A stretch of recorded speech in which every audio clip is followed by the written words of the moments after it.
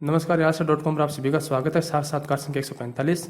आज हमारे साथ हैं के डी बाबर साहब, जो कि लक्ष्मण विधानसभा क्षेत्र से विधायक रह चुके हैं बीजेपी की तरफ से। साक्षात्कार के लिए समय निकालने बहुत बहुत धन्यवाद साहब।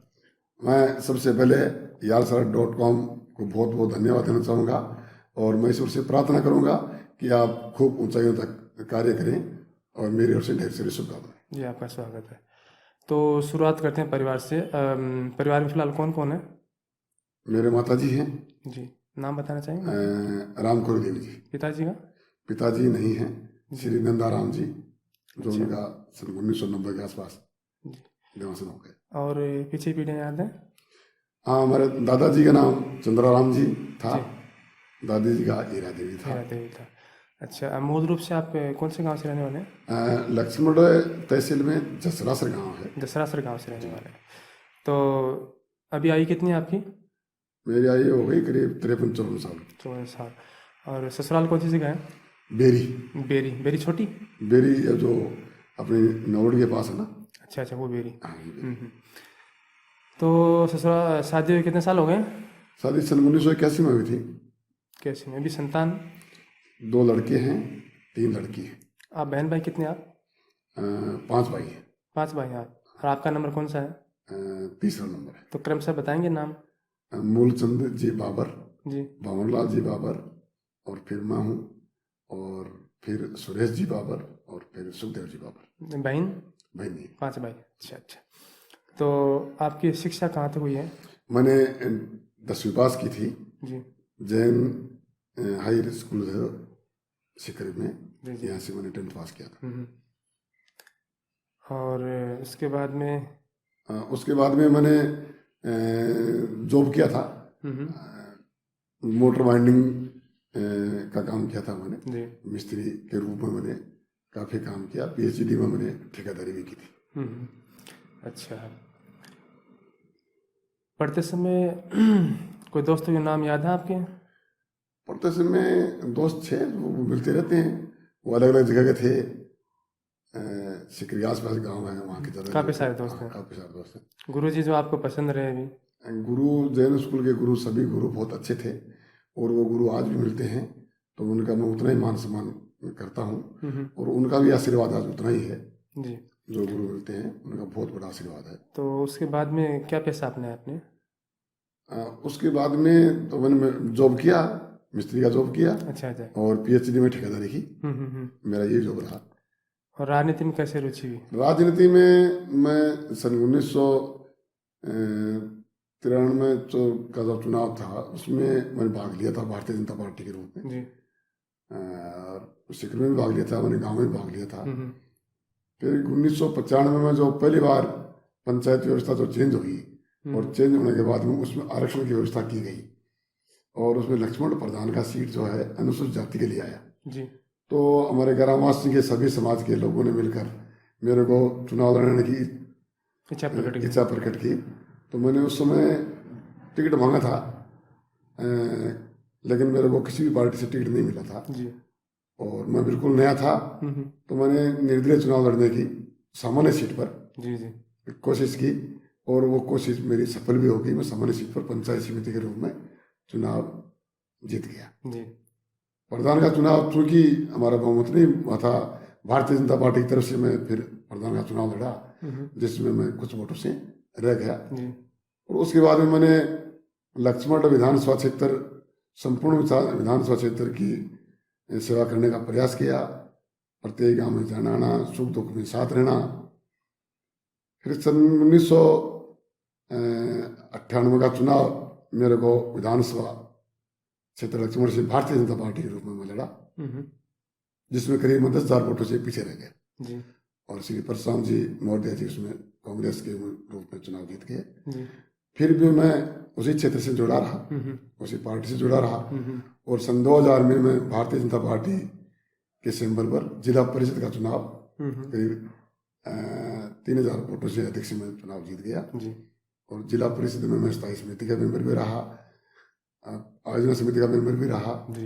और अच्छी हमने जनता की सेवा करने का प्रयास किया। और सन 2003 में फिर मैंने भारतीय जनता पार्टी ने मेरे ऊपर विश्वास किया, मेरे को सिंबल दिया और जनता का मेरे ऊपर बहुत बड़ा आशीर्वाद मिला और मैं करीब 11,000 के आसपास वोटों से मैं चुनाव जीत गया। आपका निकटतम प्रतिद्वंदी कौन था उसमें? परशुराम जी मोदी थे। एक बात मैं टोक के बताना चाहूँगा दर्शकों को, आपको शायद ध्यान न हो कि परशुराम जी एक बार पहले भी हारे थे और उनको हराने वाले तब भी केसर देवी थे। जी। तो ये बीजेपी का टोटका नहीं था कि केसर देवी हरा सकते हैं? टोटका दूसरी बार भी केसर देवी नहीं रहा। टोटका नहीं, वो तो जनता का मानस है और भारतीय जनता पार्टी की बिल्कुल लहर थी और भारतीय जनता पार्टी एक राष्ट्रवादी पार्टी है और मैंने भारतीय जनता पार्टी के सिंबल पर चुनाव जीतने के बाद में बखूबी मैं 5 साल मेरी जनता के साथ एक सेवक के रूप में मैंने हमेशा सेवा करने का प्रयास किया और जनता का जो प्रेम मेरे को मिला, जो आशीर्वाद मेरे को मिला, वो आज तक मिलता आ रहा है। और कभी भी हमने एक विधायक और एक जनता के बीच में दूरी नहीं होने दिया, जमीन से जुड़े रहे। चौपाल में बैठकर हमने बिल्कुल हर जाति हर कौम को साथ लेकर चलने का प्रयास किया। तो चुनाव लड़ा तो आपने वायदे भी किए थे?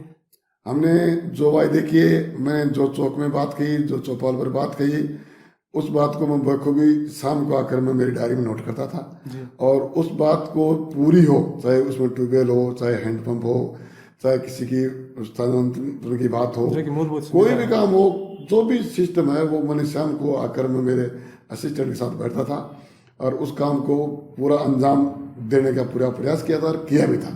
जैसे मैंने फ्लोराइड मुक्ति की बात की थी चुनाव में कि लक्ष्मण विधानसभा क्षेत्र के साथ साथ फतेहपुर विधानसभा को भी नहर का पानी मिले, फ्लोराइड जो अत्यधिक है उससे मुक्ति मिले।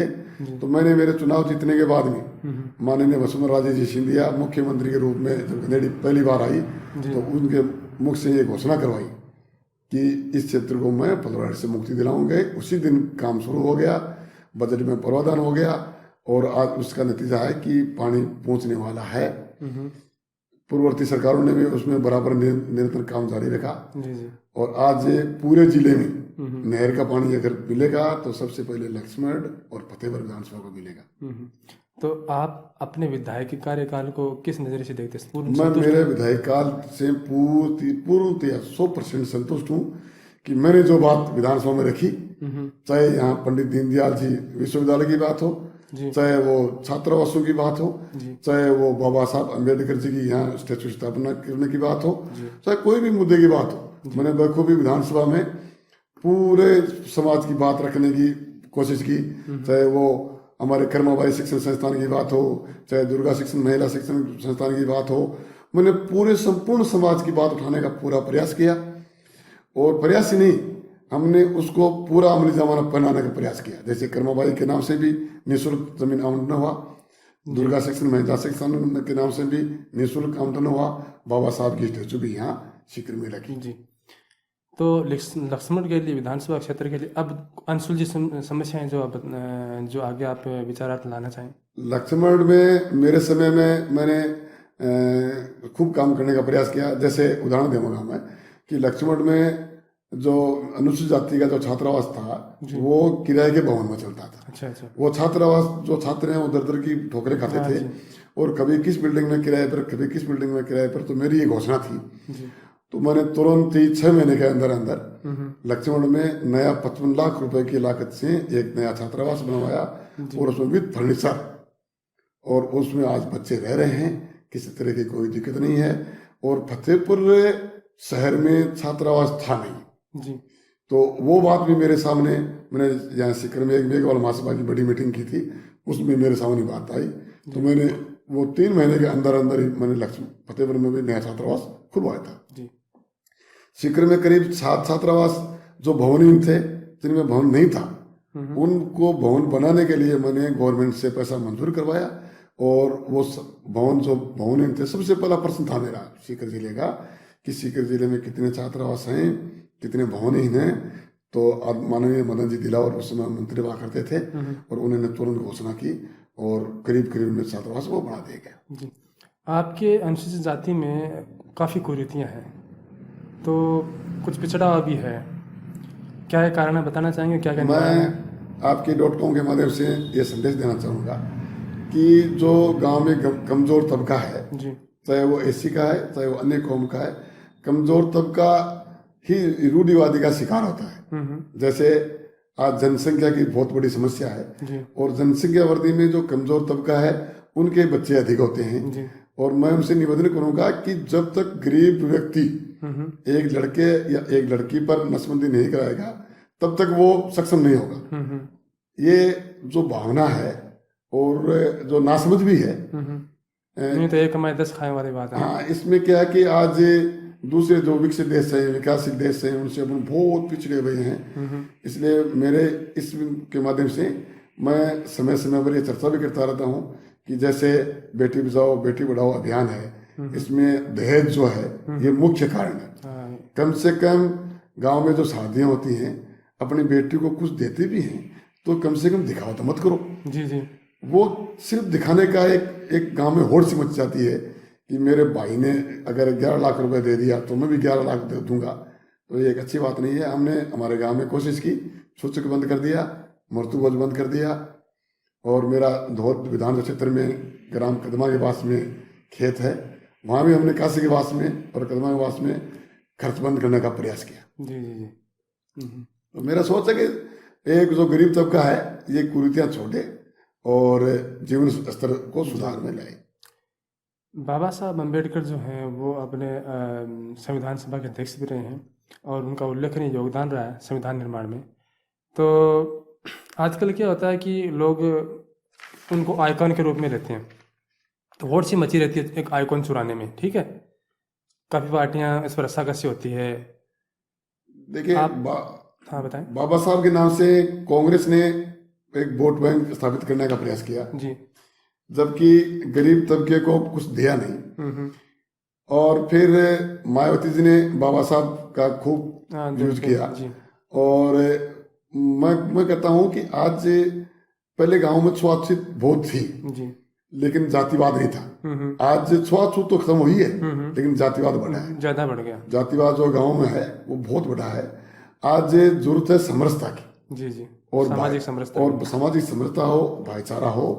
आज कोई भी जाति है वो अकेली कुछ भी नहीं कर सकती। इसलिए एक मन में भावना रहनी चाहिए कि सभी जातियों को साथ लेकर चलने का प्रयास करना चाहिए। और जो मेरे एससी के भाई हैं उनको भी न तो किसी पार्टी से उनकी व्यवस्था होना चाहिए, जो उनके समाज के लिए अच्छा काम करे उनको योगदान दे, और जो उनके लिए अच्छा काम नहीं करे उनको मत दो। जैसे मैं आपसे निवेदन करना चाहूंगा कि जयपुर में अंबेडकर पीठ की स्थापना भारतीय जनता पार्टी के शासन में हुई। अच्छा, और यहाँ तक कि लंदन में भी बाबा साहब के नाम का एक पैनोरमा बनने जा रहा है, जहां बाबा साहब ने वहां रहकर और उच्च शिक्षा प्राप्त की थी। उस भवन को भारत सरकार ने खरीद लिया है। कौन सी जगह है वो? लंदन में। कौन सी जगह पता है? वो जगह मेरे को ध्यान नहीं है, लेकिन माननीय अर्जुन जी मेघवाल बता रहे थे। और ये सत्य है कि वहां पर जिस जगह है बाबा साहब ने रहन सहन किया रहा, उस जगह को भारत सरकार लेकर और उसमें बाबा साहब का मान सम्मान हो और उसमें पैनोरमा टाइप एक व्यवस्था हो जाएगी। तो भारतीय जनता पार्टी के शासन में वास्तव में जो कमजोर वर्ग है उसको साथ लेकर चलने का प्रयास करती है। जातिवाद भी खत्म करने का प्रयास भारतीय जनता पार्टी करती है। भारतीय जनता पार्टी के आज आदरणीय मोदी जी प्रधानमंत्री हैं। आप देख रहे हैं कि देश का विदेशों में कितना बड़ा मान सम्मान बढ़ा है। आज मोदी जी कठोर से कठोर निर्णय लेने में भी चूकते नहीं है, चाहे वो नोटबंदी का हो, चाहे वो सर्जिकल स्ट्राइक हो, चाहे वो जीएसटी का हो। विरोध तो अच्छे काम का होता ही है। आज नोटबंदी का काम वो जो हुआ उससे 1 करोड़ आयकरदाता भारत में बढ़े। आप देखो 1 करोड़ आयकरदाता बढ़े तो कितना देश का राजस्व बढ़ा होगा। जी, आज जीएसटी लागू हुआ है। जीएसटी लागू होने पर व्यापारी कुछ विरोध कर रहे हैं। हमारी थोड़ी सी धारणा है कि हम सरकार को हिसाब देना नहीं चाहते, हिसाब रखना नहीं चाहते। ये एक थोड़ी सी अपनी सोच है। बाकी न तो नुकसान व्यापारियों को होगा ना किसी आम जनता को नुकसान होगा। एक टैक्स होने से भ्रष्टाचार रुकेगा और सरकार का राजस्व बढ़ेगा। जी। तो बीजेपी की आपको क्या लाइन अच्छी लगी? क्या भारतीय जनता पार्टी सबसे बड़ी बात है, भारतीय जनता पार्टी का नारा है कि सबसे पहले राष्ट्र, पहले देश, उसके बाद में पार्टी, उसके बाद में खुद। हमारा ये भावना है भारतीय जनता पार्टी कार्यकर्ता की। दूसरी भारतीय जनता पार्टी की भावना है कि वो व्यक्ति जो दलित है, गरीब है, वो किसी भी समाज का हो चाहे, जो अंतिम छोर का व्यक्ति है, वहां तक भारतीय जनता पार्टी का कार्यकर्ता पहुंचे। और उसका आपने देखा होगा कि माननीय भैरव सिंह जी शेखावत जब मुख्यमंत्री थे, उन्होंने एक अंत्योदय योजना चालू की, काम के बदले अनाज की योजना चालू की, और उस योजना को पूरे देश में सराहा गया। और उस में काम के बदले अनाज की योजना जो चली, उसमें गांव में वाहवाही भी हुई। और एक भारतीय जनता पार्टी की सरकार ने सिस्टम है कि जैसे भैरव सिंह जी के समय में आपने देखा होगा, उस समय थे नहीं थे, कि हम प्रत्येक ग्राम पंचायत मुख्यालय में मिडिल स्कूल खोलेंगे, चाहे कोई भी गांव हो। प्रत्येक ग्राम पंचायत के मुख्यालय को हम सड़क से जोड़ेंगे, चाहे वो कोई भी गांव हो। ये उनकी एक भावना थी कि ऐसा नहीं हो कि भाई भारतीय जनता पार्टी का गांव है तो सड़क से जुड़ेगा, अगर कांग्रेस का है तो नहीं जुड़ेगा। लेकिन कांग्रेस ने तो देख देख के काम किया, ऐसा होता है। हाँ। एक काम के बदले उन्होंने 5 बार वोट लिया। आज जो माननीय मुख्यमंत्री जी वसुंधरा राजे सिंधिया जी, जिन्होंने भामाशाही योजना चला रखी है, उस योजना में गरीब आदमी को कितना लाभ मिल रहा है। ऑपरेशन भी फ्री है ना, सब कुछ फ्री है। आज मेडिसिन पूरी की पूरी फ्री है। आज जो बाबा मोदी जी जो है, मोदी जी ने जन धन योजना शुरू की, उसमें उस व्यक्ति का खाता खुल गया जिसने कभी कल्पना नहीं की होगी कि मेरा SBI में खाता खुलेगा, और बिना किसी गारंटर के खाता खुलेगा। आज उसकी योजना थी। अब आज आप देख रहे हैं गैस की सब्सिडी, जो एक मोदी जी के आह्वान पर कितने लोगों ने सब्सिडी छोड़ दी। उज्ज्वला स्कीम के तहत कितने लोगों ने फोकट में फ्री में गैस सिलेंडर मिल गया।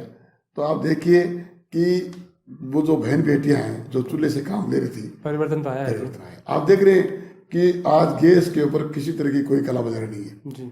और जब पहले सब्सिडी थी तब गैस में कालाबाजारी थी, कालाबाजारी पूर्णतः समाप्त, बिल्कुल कालाबाजारी पूर्णतः समाप्त हो गई। कितने सिलेंडर हो जाए। तो एक बात पूछूं आपसे, अंतिम सवाल जी। मान लीजिए दोबारा टिकट दे देती है आपको पार्टी, हाँ। और आपको विधायक उम्मीदवार घोषित करती है जी, तो क्या मुद्दे होंगे, क्या आप वो क्या बातें होंगी जिनको सोचकर मतदाता आपको दोबारा। सीकर जिले में भारतीय जनता पार्टी की अगर मेरे को टिकट देती है तो 8 विधानसभा सीट हैं, उनमें एक सीट जो धोद है वो रिजर्वेशन है जी। तो निश्चित है कि जहाँ रिजर्व सीट है वहीं भारतीय जनता पार्टी टिकट देगी। लेकिन हमारा वर्तमान में वहाँ माननीय गोवर्धन जी विधायक है और वो अच्छा काम कर रहे हैं। और अगर पार्टी फिर भी कोई निर्णय करती है तो बखूबी हम उस विधानसभा क्षेत्र में आज भी जाते हैं। मैं भारतीय जनता पार्टी में किसान मोर्चे का प्रदेश उपाध्यक्ष का दायित्व मेरे पास है। मैं भारतीय जनता पार्टी की जो प्रदेश की टीम है माननीय प्रणामी जी की, उस टीम के मैं मेंबर हूँ। तो बखूबी हम पूरे राजस्थान में घूमते हैं, लेकिन विधानसभा क्षेत्र धोद और लक्ष्मण का हम विशेष ध्यान रखते हैं। और जो भी मुद्दे मूलभूत सुविधाएं हैं जो इस समय में अगर फलीभूत नहीं हो जो बच जाएंगी, वो मुद्दे जो है वो रहेंगे। सबसे पहले मेरा मुद्दा वहाँ भी पानी का रहेगा, क्योंकि आज डार्क जोन में धोद विधानसभा है वो आ चुकी है, वहाँ पानी नहीं है। पानी जो पहले से है वो कम से कम 1/4 पानी हो गया। धोद विधानसभा में कई गांव तो ऐसे हैं जहाँ सिर्फ 2-3 नोजल का पानी बचा है, जहाँ 15-15 नोजल चलते थे वहाँ सिर्फ पीने का पानी बचा है। तो सबसे पहले पीने का पानी जो है वो धोद में नहर का कुंभाराम नहर परियोजना लिफ्ट है, उसके लिए अभी भी हम प्रयासरत हैं। लेकिन मेरा मुद्दा जो है वही रहेगा कि पानी जो है उनको मिले और किसानों की भी जो समस्याएं हैं वो समस्याएं सरकार तक पहुंचे और उनको भी लाभ मिले। ठीक है विधायक साहब, आपने समय निकाला इसके लिए बहुत बहुत धन्यवाद, और उम्मीद करता हूँ कि आप दोबारा विधायक बनेंगे। मैं आपको और आपकी टीम को और आपके .com को और साथ ही मैं जो दर्शक देख रहे हैं उन सबको मेरी ओर से बहुत बहुत धन्यवाद और जय हिंद, राम राम साहब। नमस्कार।